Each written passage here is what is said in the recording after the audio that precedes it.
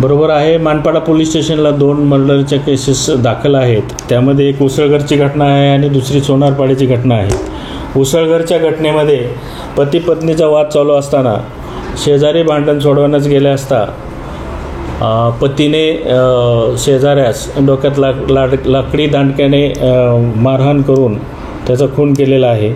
आणि दुसरी जी घटना आहे सोनारपाड्याची त्या 302 मध्ये दीर भांडण सोडवण्यास गेला असता भाऊजाईने दीराची हत्या केलेली आहे व स्वतः देखील हाताची नस कापून जखमी झालेली आहे। त्याबाबत मर्डरचा गुन्हा मानपाडा पोलीस स्टेशनला दाखल असून सोनारपाड्याचा जो दाखल गुन्हा आहे तो PI चोपडे तपास करत आहे आणि उसळगरचा जो मर्डरचा गुन्हा दाखल आहे त्यात PI मस्के हे तपास करत आहे। हो बरोबर आहे। उसळगरच्या प्रकरणात आरोपीला अटक झालेली आहे आणि सोनारपाड्याच्या प्रकरणात आरोपी हा जखमी असल्याने ॲडमिट आहे, त्याच्यावर गार्ड लावलेला आहे।